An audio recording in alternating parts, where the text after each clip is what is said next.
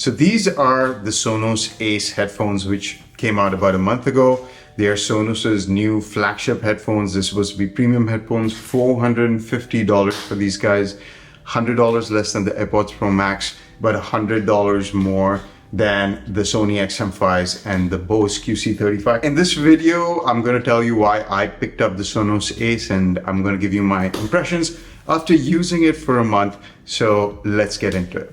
First, let's talk about the aesthetics. I think Sonos has done a great job with these headphones. Like, they look super premium. They are built with plastic, but that keeps the weight down. So they're kind of like a combination between the Sony XM5s and the AirPods Pro Max. It's taken some of the features from the AirPods Pro Max, like the metal, side adjustment railing. The way it works feels really nice and well damped. They also have magnetic ear cups, so these are replaceable. And that's really nice and convenient, because most of the time the part of the headphones that gets worn out is the ear cups. Also, the side profile of it kind of looks similar to an AirPod Pro Max, but they do feel a lot lighter, and everything's made out of faux leather. Now, if you look at the options at the bottom of each ear cup, here we've got the power button as well as the Bluetooth connection button. We've got a USB-C, which is really interesting on this device because it supports lossless audio, and I'll show you guys that in a bit. On the other side of the headphone, we've got the noise cancellation button, and this is called the content key. Now, it's a rocker switch that moves up and down, so you can use that for volume. And then there's a button in the middle which you can press as well, which has certain functions mapped to it. So if you click it once, it's going to play and pause your music.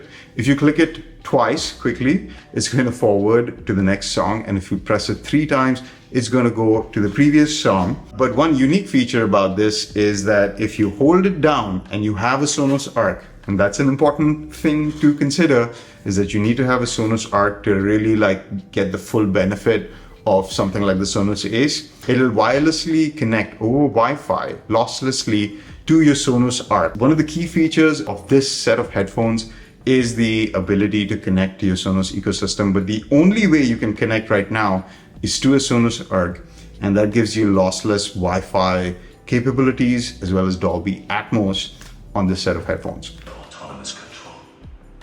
It was self-driving.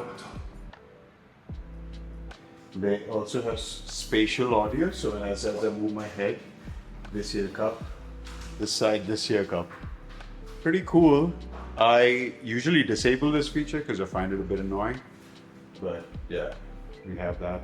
So it's got full head tracking. That's the design elements of the headset. I do find them quite comfortable. They are easy to wear for long periods of time because they are quite lightweight. I do find that the ear cups start to get a little bit sweaty after about an hour and a half of use. So I'll just take them off, let them breathe a little bit, and then I'll put them back on and it's fine. I do find them more comfortable than my Sony XM3s, which I've been using for the last 4 or 5 years. Overall, I do enjoy the aesthetics. They also have multiple mics. So all these silver bits that you see are actually microphones for noise cancellation, as well as transparency mode, which I forgot what they call it on the Sonos Ace, adaptive listening, something like that. So now let's talk about what's most important about a set of headphones. The sound quality on the Sonos Ace is really good. Now, I've tried multiple different types of headphones. I did a review of the AirPods Max a couple of years ago when they first came out. I didn't buy a set of AirPods Max, even though I'm deeply in the Apple ecosystem.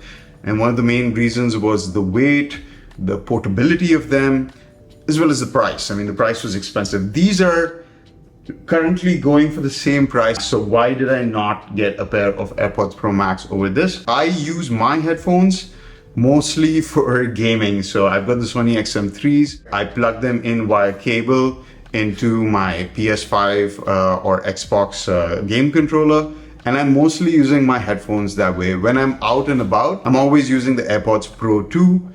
And if I'm at home as well and I need to connect quickly to my Apple TV, I use my AirPods Pro 2. So I didn't really see a reason to get an AirPods Max headset. The reason I picked these up is mostly to connect to my Arc. And so I can skip playing video games while connecting it to my Bluetooth controller, which is sending the signal over Bluetooth, and it does compromise on the sound quality. You don't really get the full spatial audio features of a 5.1 system, like if I'm not plugged in on my headphones. And this kind of solves that issue because what's happening is the sound is coming from my PS5, for example, through the TV, going through eARC with a lossless connection to my Sonos Arc, which is then transmitting it via Wi-Fi to my headset. So it's a wireless experience as well as a Dolby Atmos experience. And that is why I bought these. And this works with my Apple TV, my PlayStation, my Xbox, everything. In terms of sound quality, I think that the Sonos headphones sound really good. I do wish they had a little bit more volume to them, because I find myself mostly running these at 100% volume or 90% volume when I'm listening to music or playing games. I wish I could make them slightly louder at times. Now, compared to my Sony XM3s, these do sound way better and louder. But for the price, I was expecting them to sound a little bit louder. But in terms of sound clarity, bass sounds really good on this as well. Overall fidelity of sound is really good. But as I said, the volume levels I wish were maybe 15 to 20% more. Maybe it's something they can fix via a firmware update. The other thing about this headset is the noise cancellation and the pass-through mode. So in terms of noise cancellation, these things are really good. I think they're doing a better job than my AirPods Pro 2, which are in-ear headphones, and I think they're about on par with Apple's AirPods Max. The pass-through mode, I think Apple does a much better job in terms of pass-through. Like when I'm wearing my AirPods Pro 2, it sounds like it would if my AirPods weren't in my ears. But these ones, you can hear everything clearly. It amplifies the sound. And then if somebody's talking to you, it kind of detects that and enhances that person's audio into your ears. But it does feel a little bit more digitally enhanced or artificial sounding. Let's quickly talk about the case, which comes with the Sonos Ace, which is part of the aesthetics. Now, if you look at the Sonos Ace case, it is very, very slim profile. Okay, it's almost half the thickness of my Sony XM3 case, which is about 3/4 the height of this, because the Sonys kind of fold down. But if you look at the profile of this, it's so thin that I actually find this easier to put into my bag and carry it with me than the Sonys, just because the thickness of the Sonys is more. And the zip on this case is a little bit annoying, and it kind of gets stuck every once in a while, which is annoying. But once you open the case, it's a nice felt material over here. And they have this magnetically attaching case where you can keep your cables. Now the Sonos Ace comes with a USB-C to USB-C cable, as well as a USB-C to a 3.5mm jack cable. So what I can do is I can connect this headset via USB-C directly into my iPhone 15 Pro Max by USB-C. And that creates a digital audio channel between the headset and my phone, and allows me to play lossless audio from my iPhone. Can I tell a big difference between lossless and non-lossless? Not really, but you do have the capability to do that. I can also use the same USB-C cable, plug it directly into my Mac Studio back there, and I can use these for editing these videos. The Bluetooth quality as well, I mean, these function just like normal Bluetooth headphones would. You put it into pairing mode, you connect it to your phone or any other Bluetooth device, and that works.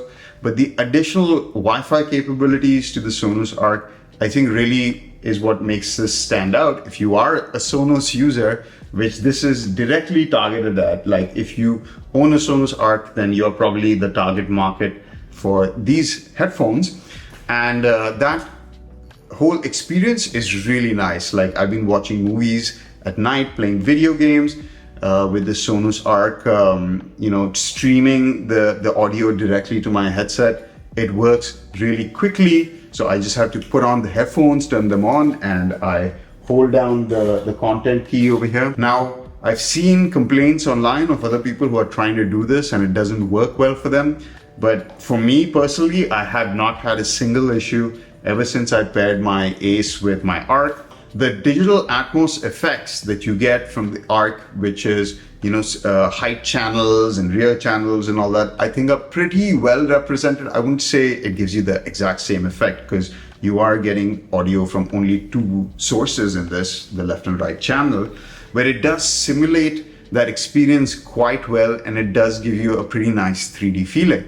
Now, Sonos also claims that they are going to add another feature, which is kind of like TruePlay for these headphones, which will then analyze what your Arc setup sounds like. So in my house, I have a Sonos Arc in the front and a Sub Mini, as well as two Era 300s in the rear, which is an amazing home theater system, by the way. If you haven't seen my previous video about that, you can click up here. It's supposed to map all your speakers in your room, the placement of them, your environment, how the environment sounds with the speakers in them, and then translate that sound profile directly into your Sonos Ace to give you a more spacious feeling of audio.